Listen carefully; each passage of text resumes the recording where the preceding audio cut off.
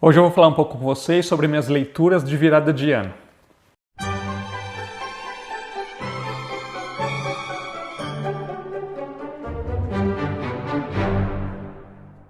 Oi pessoal, tudo bem? Eu sou Humberto, esse aqui é o canal Literário Primeira Prateleira. Bom, hoje é dia 21 de janeiro, esse é o primeiro vídeo que eu estou gravando em 2020. Os vídeos que vocês viram até agora no ano, eu tinha gravado em dezembro, né? E confesso que está difícil manter a regularidade de postagem de vídeo. Hoje está fazendo uma semana que eu mandei o último vídeo, normalmente eu mando dois por semana e eu não mandei vídeo hoje ainda. Se der, então eu vou pôr esse vídeo no ar ainda hoje, porque agora é janeiro, muita correria, as crianças de férias ocupando aqui o espaço, então também fica mais difícil de gravar. E eu também tenho muito trabalho nessa época e ainda estou finalizando meu livro, então tá corrido. O canal ficou meio em segundo plano agora, mas com algumas reuniões já acontecendo, alguns planos para acontecer aí para frente. Então tenho preparado coisa boa aí para vocês, tá?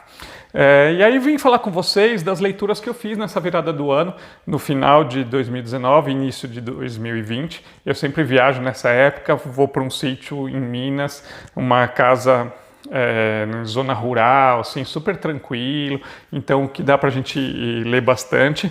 E aí eu escolhi assim, eu terminei as leituras que eu estava em andamento e eu resolvi pegar livrinhos curtos, finos, para ler rapidinho. Nada melhor do que terminar o ano e começar o ano lendo vários livros, começando e acabando os livros. Acho que gostei de fazer isso. Mas então são 4 livros fininhos, tá? Que eu queria falar um pouco com vocês. O primeiro é o nosso livro do Clube de Literatura Brasileira, agora do mês de janeiro, né, que é Um Exu em Nova York, da Cidinha da Silva. Então esse livro eu já li ele inteiro e ele vai ter um vídeo exclusivo só para ele, tá? Para a gente conversar também. Agora, dia 25 de janeiro, a gente vai conversar sobre ele lá no clube virtual, lá no Facebook, tá?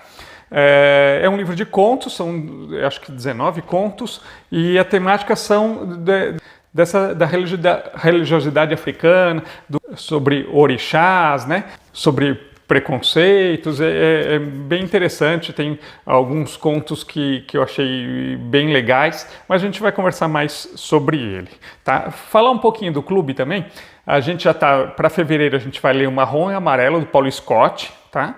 E para fevereiro a Tami vai ser a primeira vez que ela vai estar coordenando a leitura aqui no clube. Ela escolheu Por Cima do Mar, da Débora Dornelas. E a gente vai tentar fazer encontros até presenciais aqui em São Paulo para a gente discutir o livro com a presença dos autores, tá? Então acompanhe a gente lá no clube. O livro de abril já está escolhido também. Por enquanto é segredo, eu vou revelar lá no grupo no Facebook. Então se você ainda não faz parte lá do grupo, vem com a gente está quase chegando em 4.000 pessoas lá no clube, tá? Outro livro que eu li nessa virada, na verdade foi o primeiro desses daqui que eu li, que é o Carta D, História de um Amor, do André Gorz, né? Eu esqueci, eu acho que ele é francês. E esse livro o autor escreveu no final de sua vida, dele e da esposa. Eles passaram a vida inteira praticamente juntos, e no final da vida ela fica com problemas de saúde, ela fica doente, e esse livro é uma declaração para ela. Ele rememora a vida que eles tiveram junto e ressalta a importância que ela teve, que a mulher teve na vida dele, de como ela foi essencial para ele ser quem ele era, e põe ali a sua dúvida de não saber como ele poderia viver sem ela.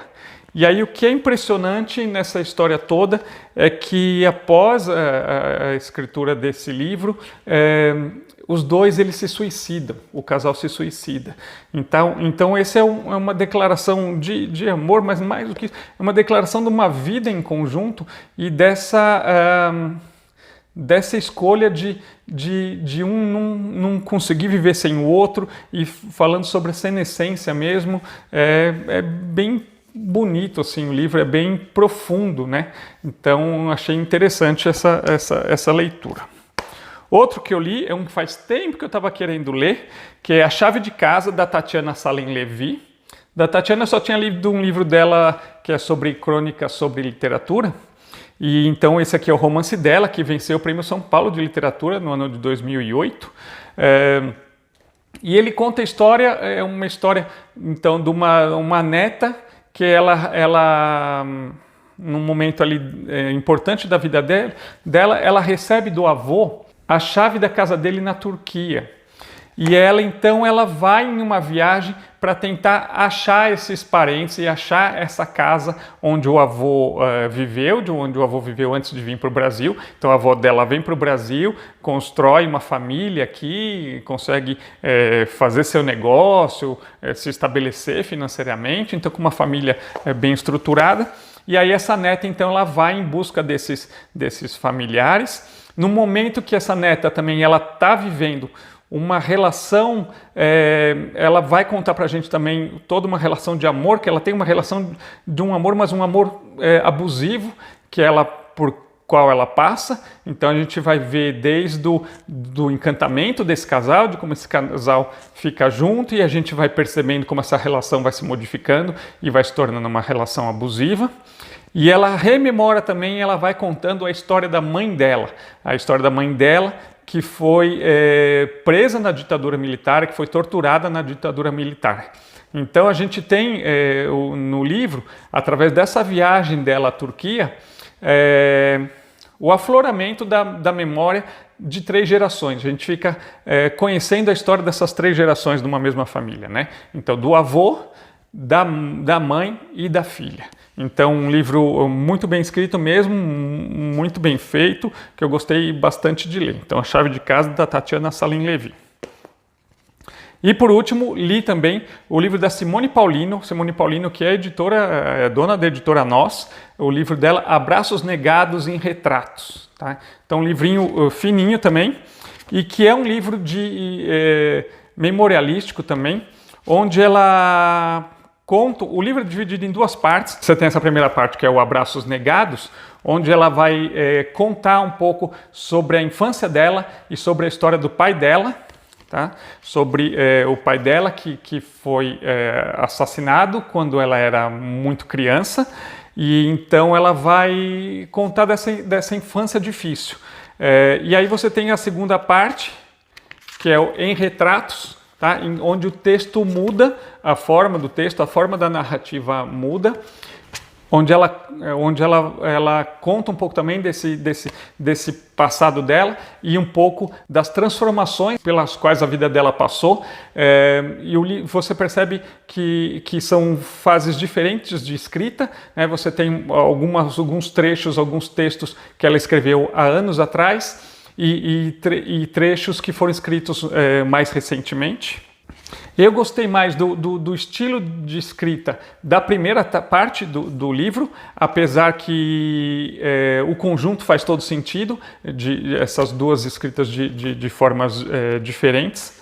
A única coisa que eu não gostei muito no livro é a coloração, que essa primeira parte, você tem as páginas são rosas com texto em vermelho. E aí eu, que já sou meio cegueta, também ficou meio difícil de ler aqui. Isso aqui precisa estar bem iluminado para você enxergar bem, tá? A segunda parte, que é em vermelho e branco, ela fica melhor, fica mais fácil de perceber. Eu sempre gostei dos textos da Simone Paulino. Ela já tinha visto ela postar algumas coisas falando sobre a vida dela, sobre a infância dela, principalmente no Facebook. E ela sempre escreve textos muito emotivos, com uma carga de sentimento muito forte e com o qual eu me identifico muito, assim. Eu gosto de ler esses textos que ela escreve, assim, mesmo no Facebook, quando ela postava, eu sempre paro para ler, porque eu sei que é algo que mexe comigo, algo pelo qual eu sempre tenho uma empatia muito grande. Então eu estava super curioso com esse livro, quando eu soube que era sobre isso, que ela ia escrever um pouco sobre essa vida dela, né? Então uma menina que então perde o pai muito cedo e que tem uma infância com sérias dificuldades. Ela começa a trabalhar muito cedo, com 10 anos, passa por necessidades, né? E que consegue superar tudo isso sempre com muita luta e com muito amor. É uma mãe muito dedicada também. e a Simone que se torna o que se tornou, né? Uma menina que sempre se destacou na escola e viu na escrita, na literatura, no estudo, a sua chance de ter uma vida melhor, né? E aí a gente fica feliz quando a gente vê essas histórias com finais felizes, né? Então é isso. Então essas foram as minhas 4 leituras de final de ano. E vocês? O que vocês leram aí nessa virada aí de ano? Conta pra mim, vamos conversar um pouco aí nos comentários, tá bom? E aí eu vou ver se eu consigo gravar mais vídeos aí pra gente entrar voltar à rotina normal aqui no canal, tá bom? Um abraço pra vocês, até o próximo vídeo. Tchau, tchau.